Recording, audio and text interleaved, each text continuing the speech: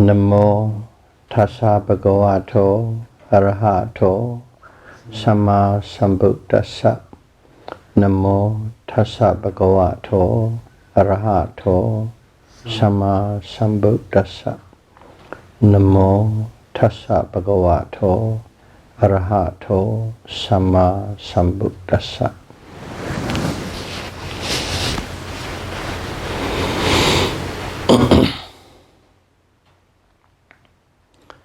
Theravada Buddhism series, Dhamma talk number 41.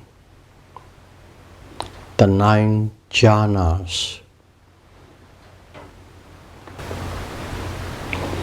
Form jhanas and formless jhanas are accessible to everyone before the Buddha Sasana, during or after. At all times they are accessible.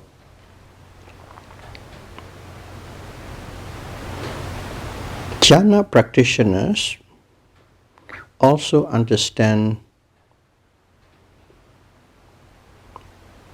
experientially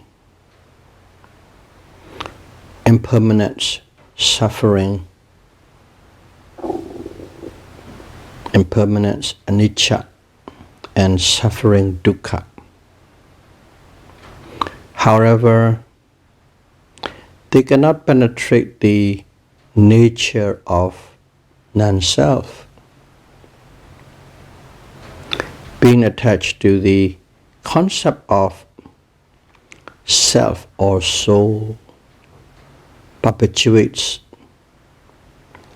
rebirth in the 31 planes of existence.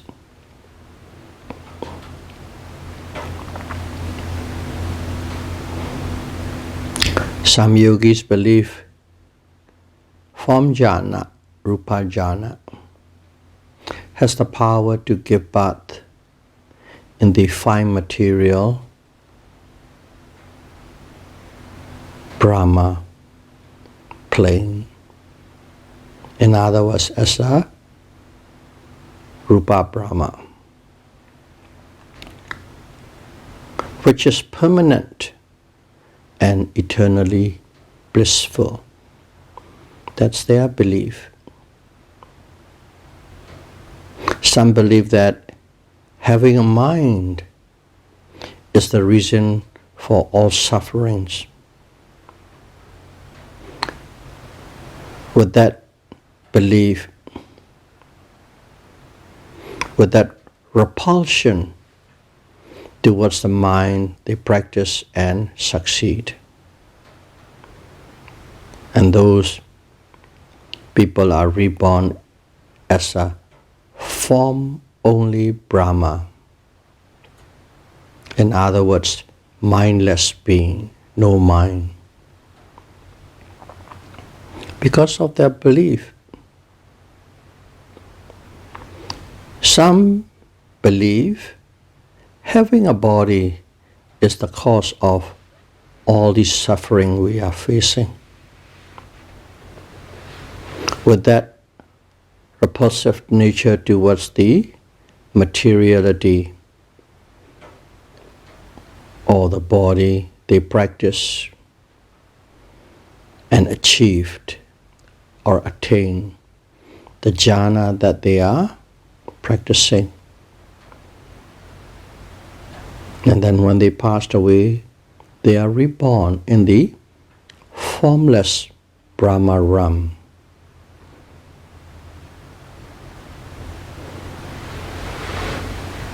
As a Brahma without body, simply mind-only being. But regardless, whatever type of Brahma one may arise as, they cannot escape death. Once the karma of those jhanas expire, exhausted, they will be reborn in the sense sphere or sensuous realm.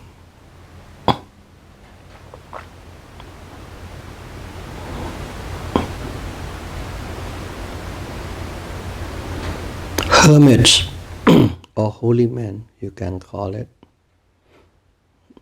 not monks. Hermits or holy men with the 9 jhanas also have another goal or objective, and that is to attain abhanya, supernormal power.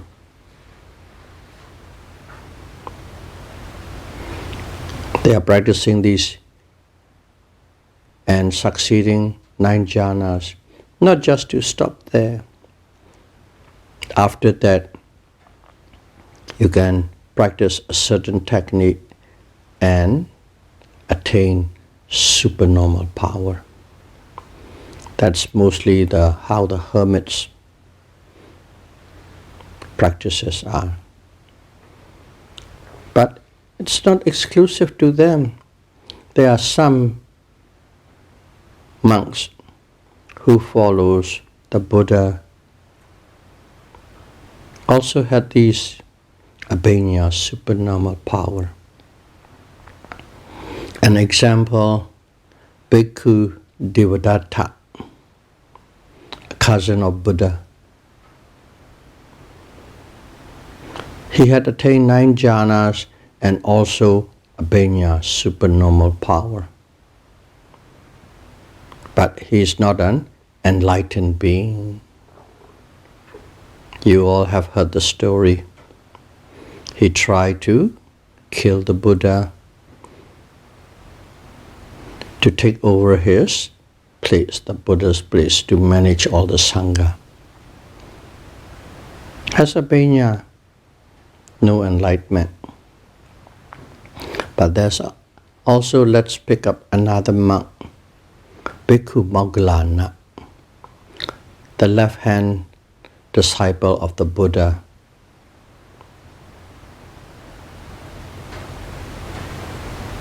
That bhikkhu was enlightened, as well as he has abhanya, supernormal power. So strong and so great, he was placed in terms of supernormal power next to the Buddha.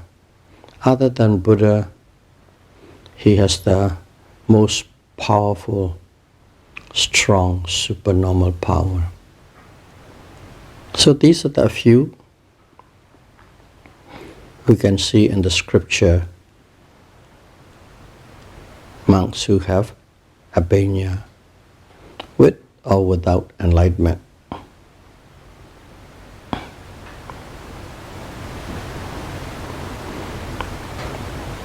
There are 12 different objects to concentrate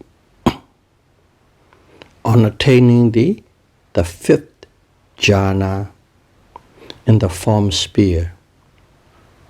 5th jhana. You remember the definition of 5th jhana? They have 2 mental factors or jhana factors: equanimity, upekkha, and one-pointedness.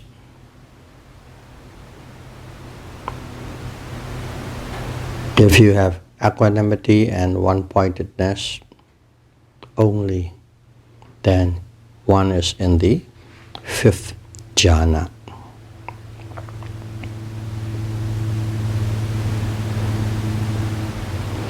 To achieve that 5th jhana, there are 12 objects. Out of the 40 given in the scripture, 12. If you pick up one of the 12 and meditate upon, one can attain the 5th jhana. And also the formless.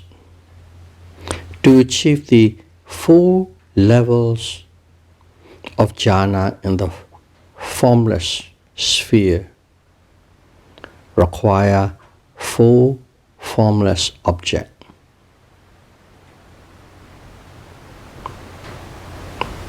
Four different objects.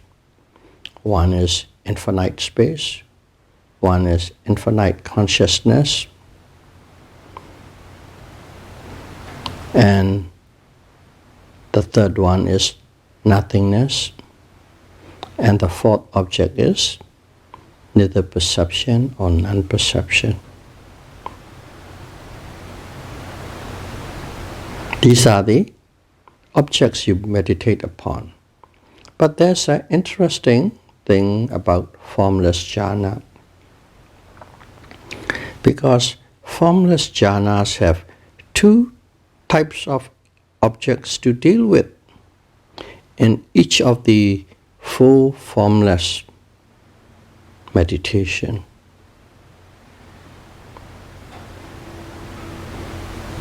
One object is to take, or in other words, to meditate upon. Another object is to abandon or to quit, to leave it alone. What does it mean? Let's take an example and see. Let's take the first formless jhana.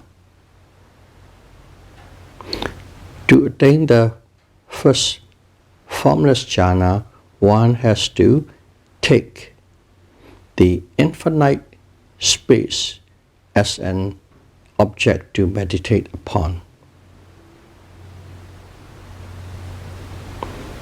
But you cannot simply just go take the infinite space and meditate on it.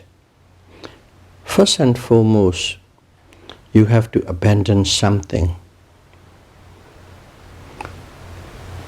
To meditate this formless jhana, prerequisite or requirement is one must also achieve and attain the fifth form jhana. So, let's say you have attained the fifth form jhana using the Atkasina, the earth disk, as an object. If you have attained it in your mind, a brilliant, flawless earth disk is there. Whenever you close your mind and call it, it's there. It's with you, like an appendage. So, first and foremost, you have to abandon that object. Throw it away, let it go. And only after you succeed in letting it go or abandon, then you can take the infinite space as an object to meditate upon. That's why it said you need to deal with two objects. One to abandon, one to take. Let's see the second jhana for the explanation as well, so we can sink into it. In the second jhana, second formless jhana, let's be specific. One has to take the infinite consciousness as an object to meditate, and one has to abandon. Before you start meditating on infinite consciousness, one has to abandon the infinite space that you had attained at the first formless jhana. That's what it means by one object to take, one object to abandon. One needs to deal with two objects in the formless jhana practice.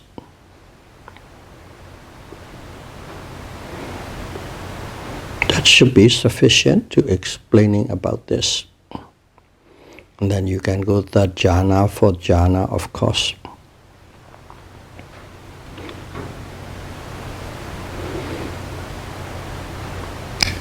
And all these, the 5 form jhana, rupa jhana, and the 4 arupa jhana, formless jhana, if you look at it, they have objects.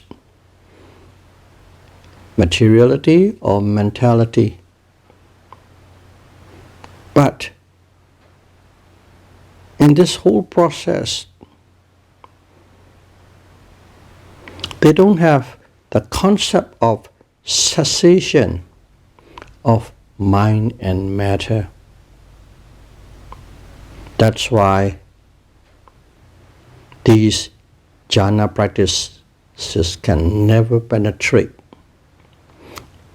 into the concept of anatta. No soul, non-self. Because they are focused on totally on a materiality or mentality, not for the cessation.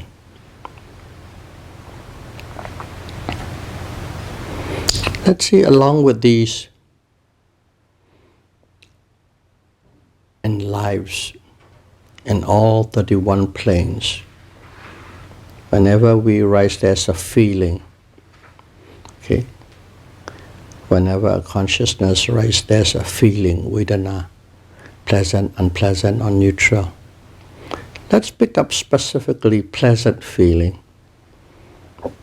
There are many types of pleasant feelings, or many levels of happiness, and also bliss. In the mundane world, lokiya, mundane world,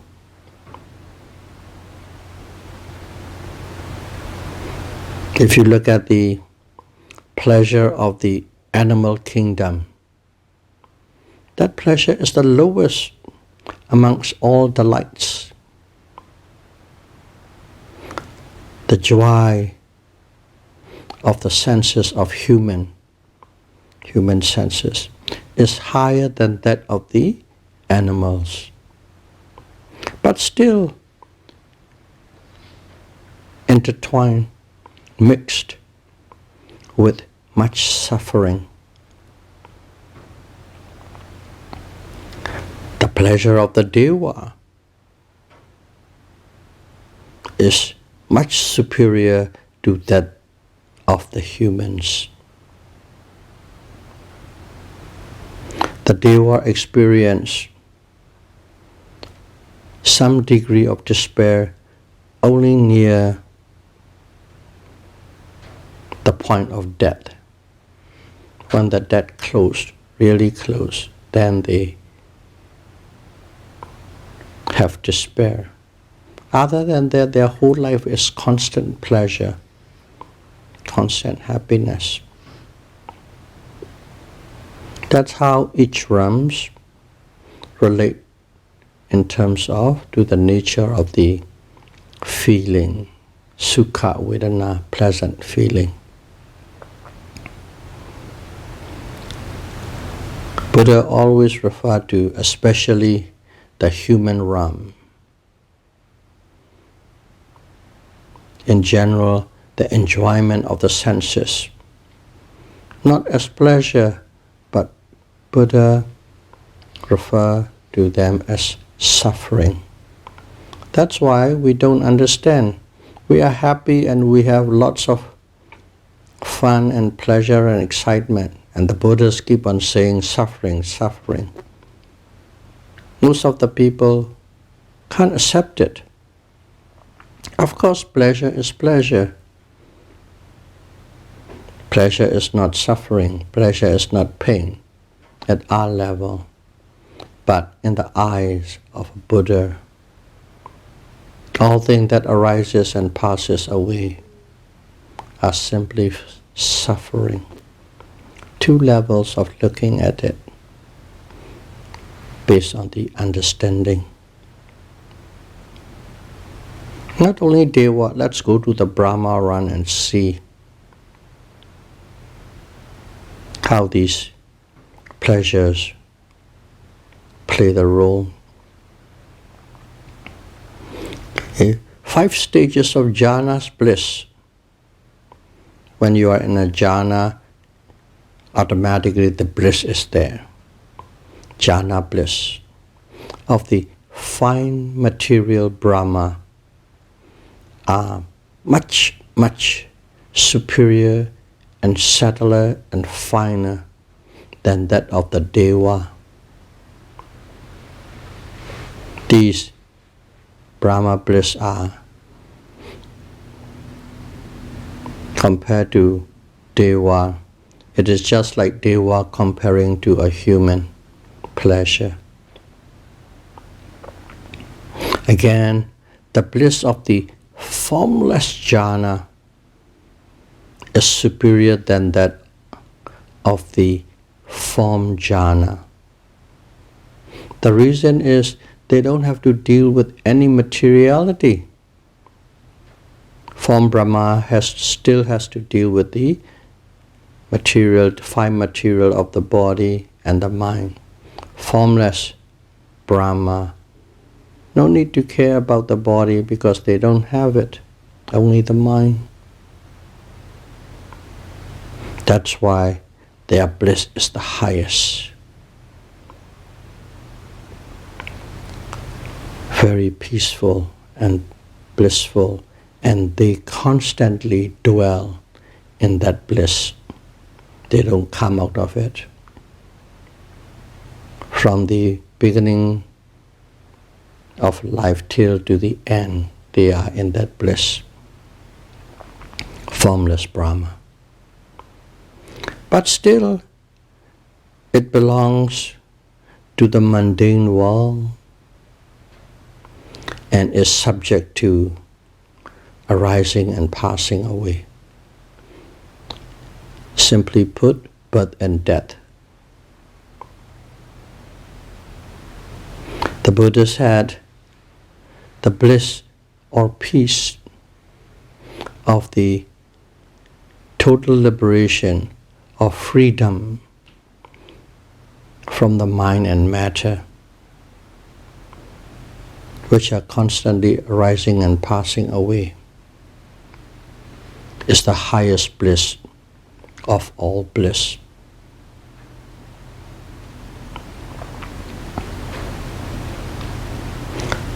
And now let's look at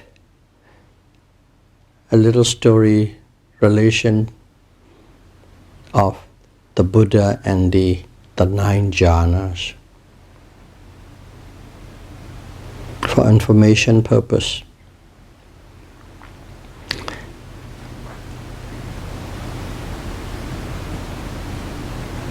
Prince Siddhartha, okay, before he became a Buddha, his name was Siddhartha Gautama, a prince.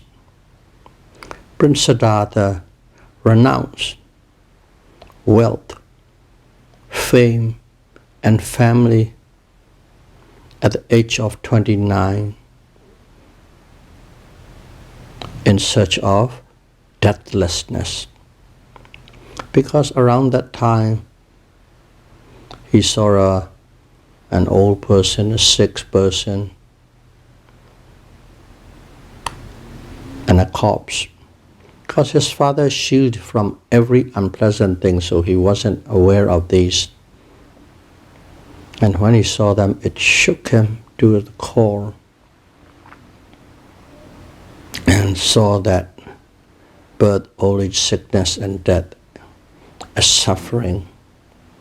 So at that time, the way he thinks is, if one doesn't die, then there's no suffering.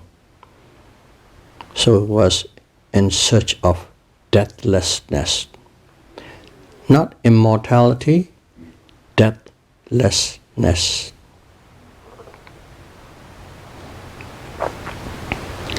He approached the hermit Alara, who already attained 8 jhanas and was teaching 1,000 disciples. He approached him and asked him to teach him the jhanic techniques. He studied, he learned, and he practiced. And then attained the 8 jhanas. And then Alara said, the hermit, now you know everything I know, and I know everything you know. That was his statement. In other words, you have graduated.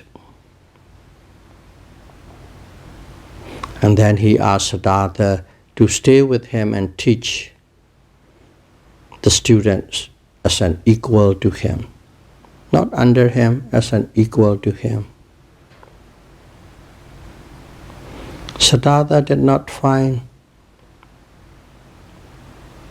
the cessation of suffering in this 8 jhanas. So he declined politely and moved on. And then he went to another hermit. He heard that this one has 9 jhanas or something like that. So he went there.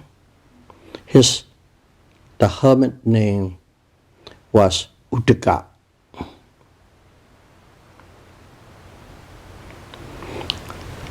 Yes, he's aware of the 9 jhana, but he has never personally attained it. He got the technique from his father who had passed away already, how to practice to attain the 9th jhana. So he has the family secret recipe for 9th jhana. So Uddaka shared that technique with the Buddha, or at that time Siddhartha. And Siddhartha practiced and attained 9th jhana.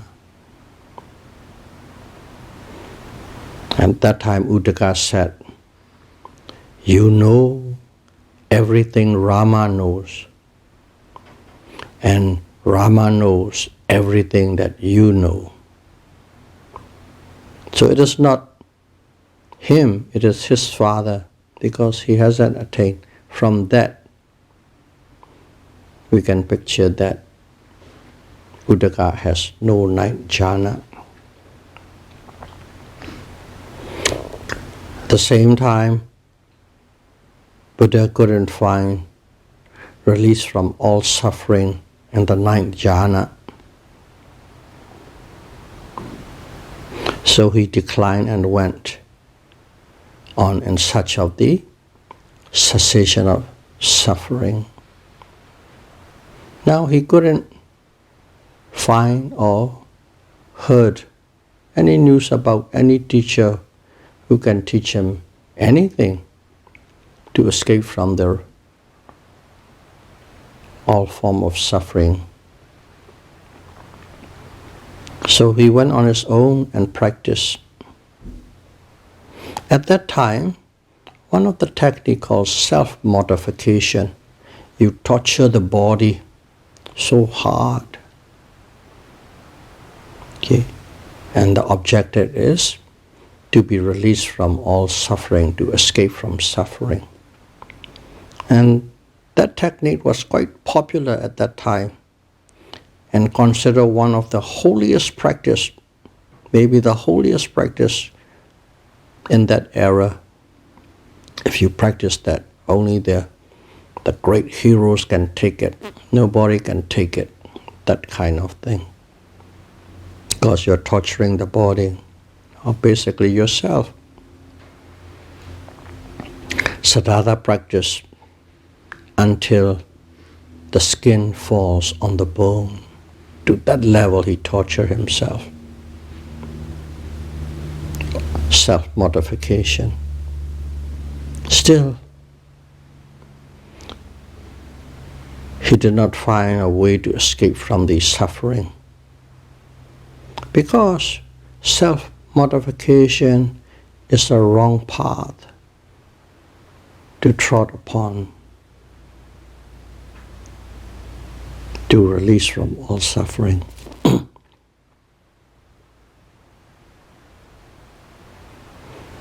If you look at his life, he had enjoyed pleasure to the fullest as a prince for 29 years.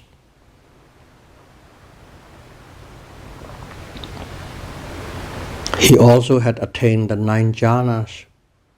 Nobody at that time had attained it. In the pleasure, no release from suffering. In the jhana, no release from suffering. And self-mortification.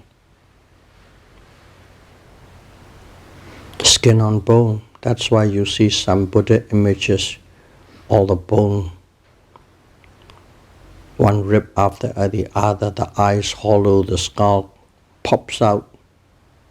That is his plight when he was practicing to that level. Still, no release from suffering. There was a long story, of course, but we don't have time, we'll cut it short. As he can't find release from suffering in all these things that he had investigated, searched and practiced, he decided, I have to abandon these because there's no result. Abandon the two extremes. Super pleasure, nor this self-torture. And he followed a middle path between the two. And finally, he practiced and discovered the cessation of mind and matter. Nibbana.